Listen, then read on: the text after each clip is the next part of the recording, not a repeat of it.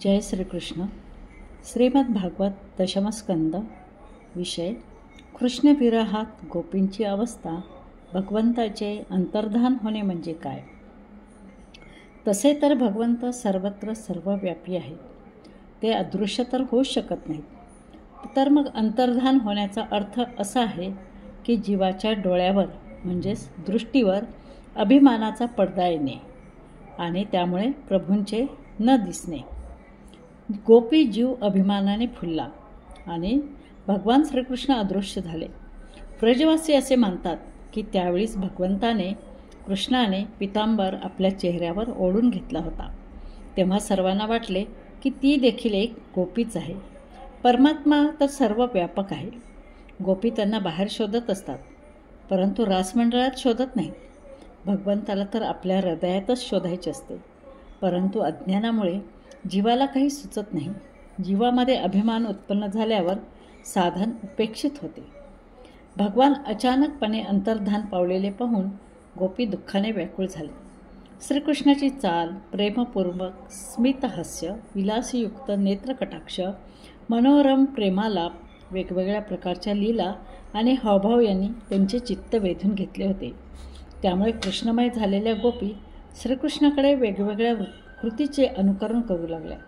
त्यांच्या शरीरामध्ये तीच हालचाल, त्याच भावभावना उतरल्या. त्या स्वतःला संपूर्णपणे विसरून श्रीकृष्ण स्वरूप होऊन गेल्या आणि कृष्णाच्या लीलाविलासाचे अनुकरण करत मीच कृष्ण आहे असे म्हणू लागल्या. याचा तत्वार्थ काय. वियोगाचा अर्थ आहे विशिष्ट योग. बहिरंगात वियोग आणि अंतरंगात संयोग हे आणि गोपीचे मन श्रीकृष्णात आहे. वृत्ती कृष्णाकार झाल्या त्या कारणाने अंतरंगामध्ये संयोग आहे आणि बहिरंगामध्ये वियोग आहे.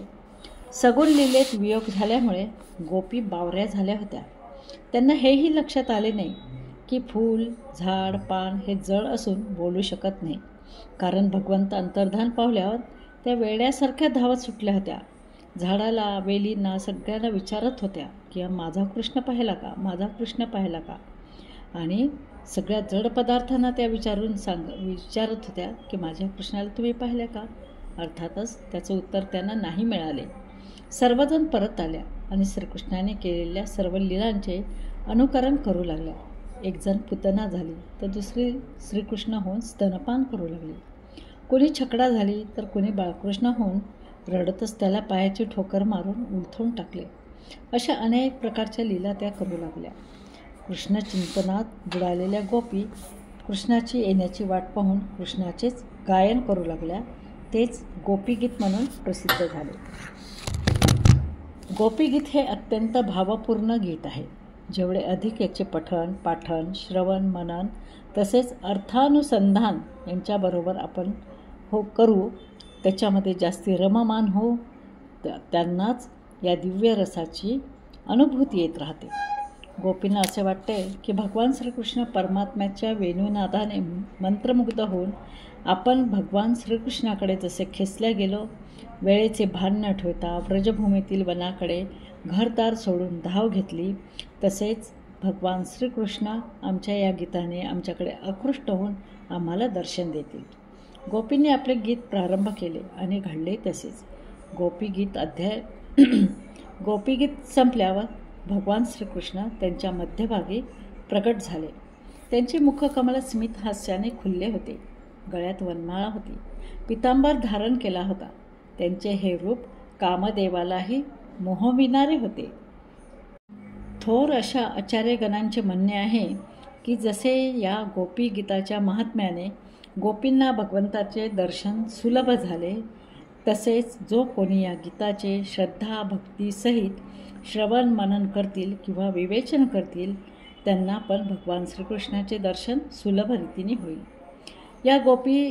परंतु यासाठी आपल्याला या गोपींसारखा अधिकार प्राप्त करून घेण्याचा आपण प्रयत्न केला पाहिजे. त्यांचा अनुराग, त्यांचा विरह, त्यांचे प्रेम मिलन सारेच अत्युच्च कोटीतले होते. त्यात कुठेही लौकिक काम नाही, आसक्ती नाही. ती फक्त कृष्णभेटीची एक तळमळच होती. भगवंताची स्तुती करण्यापूर्वी गोपिका व्रजाची स्तुती करतात, जे प्रभूचे निवासस्थान आहे. त्यांच्यासाठी सर्व ठिकाणामध्ये व्रजभूमी श्रेष्ठ आहे. खरं म्हणजे वैष्णवासाठी वैकुंठ हेच परमधाम आहे, ज्या स्थानातून कुंठा म्हणजे वासना निघून गेलेली आहे असे स्थान म्हणजे वैकुंठ होय. उपासनेच्या अंतर्गत नाम, रूप, लीला तसेच धाम या चौघांचेही विशिष्ट महत्त्व आहे. ज्याप्रमाणे पांडुरंगामुळे पंढरीचे महत्त्व आहे. आता हे वैकुंठ धामाचे वैशिष्ट्य काय?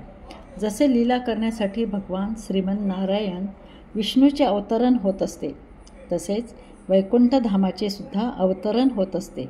अवतरणाचा अर्थ काय? तर वरून खाली येणे. हे कशा करता? तर जीवाच्या उत्कर्षासाठी संसारामध्ये अवतार घेणे म्हणजे एखाद्या जीवाचं कल्याण करण्यासाठी भगवंताला हा अवतार घ्यावा लागतो. जसे एखादा चक्रवर्ती सम्राट बंदी लोकांच्या कल्याणार्थ अधूनमधून कारागृहात अवतीर्ण होत असतो, तसेच अविद्या, कर्म, काम संसारामध्ये अवतीर्ण होतात. त्याचप्रमाणे संसारामध्ये अवतीर्ण झाले त्याचं छेदन करण्यासाठी भगवंताला अवतार घ्यावा लागतो. त्याचप्रमाणे व्रजधामाचे रूपांतर साक्षात गोलोकधामात झाले आहे, किंबहुना त्याहीपेक्षा व्रजधामाचे महत्त्व अधिक आहे. याचे कारण काय? तर व्रजधामात प्रवेश केल्याबरोबर म्हणजे त्या क्षणी प्रत्येक प्राणी सद्घन, चितघन आणि आनंदघन होऊन जातो.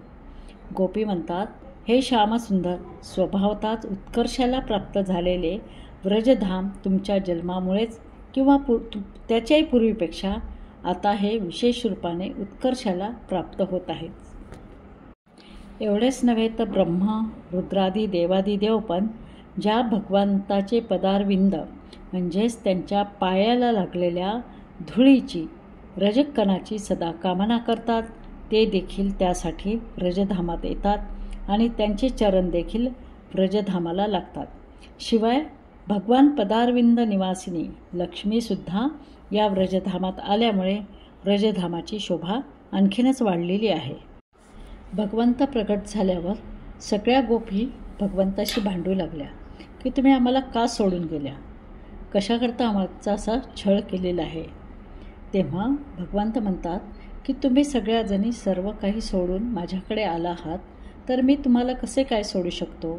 तुमच्या मनामध्ये असा विचारच तरी कसा आला? एरवी मोठे मोठे साधू संतही मला सहजपणे प्राप्त करून घेऊ शकत नाही, पण तुम्ही सर्वांनी सगळ्याचा त्याग करून माझ्याकडे आला आहात म्हणून मी तुमचा झालो आहे. तुम्ही माझ्या झाल्या आहेत. एवढेच काय, तर तुमचा त्याग तर असा आहे की मी ऋणी आहे तुमचा. मी या तुमच्या ऋणातून कधीही मुक्त होऊ शकणार नाही. मी तुमचा जन्मजन्मांतरापर्यंतचा मी तुमचा ऋणीच राहीन. हे बोलणे ऐकून गोपींच्या मनातला शोक नाहीसा झाला. त्यांच्या जेवढ्या तक्रारी होत्या त्या सर्व दूर झाल्या. त्यानंतर भगवंतांनी त्यांच्यासोबत रासक्रीडा सुरू केली. आता ही रासक्रीडा कशी होतो? रासोत्सव संप्रवृत्तो गोपी मंडल मंडितः योगेश्वरन कृष्णेन तासांमध्ये द्वयोर्द्वयोः. योगेश्वर श्रीकृष्णाने अनंत रूपे धारण करून प्रथम 2-2 गोपिकांमध्ये एक आणि नंतर एकेका गोपिकाबरोबर एक अशा विविध पद्धतीने मंडल करून नृत्य करू लागले. आता या नृत्याचे सुद्धा 3 प्रकार आहेत. पहिल्या रासनृत्यामध्ये एक कृष्ण आणि एक गोपी आहेत, म्हणजे जणू काय एक नट आणि अनेक नट्या, त्यालाच हल्लीसक नृत्य असे म्हणतात. आणि दुसऱ्या रास प्रकारामध्ये 2 नटी आणि एक नट असतो, म्हणजेच 2 गोपी आणि 2 गोपीच्यामध्ये एक श्रीकृष्ण. तिसऱ्या प्रकारच्या रासनृत्यामध्ये जितक्या गोपी असतात तितके श्रीकृष्ण असतात, कारण की आपल्या योगबलाने परमात्म्याने तितकी रूपे धारण केली होती. आणि तिसऱ्या प्रकारच्या रासनृत्याचे आध्यात्मिक स्वरूप काय आहे? जणू काय कोणी एखादा जिज्ञासू पुरुष वेदांताचे श्रवण मनन केल्यानंतर निधिध्यासन करून राहिला, त्यांच्या अंतःकरणात एकानंतर एक जशा ब्रह्माकार लाटा येत असतात आणि शांत होतात, त्या प्रकारचे हे रासनृत्य होते.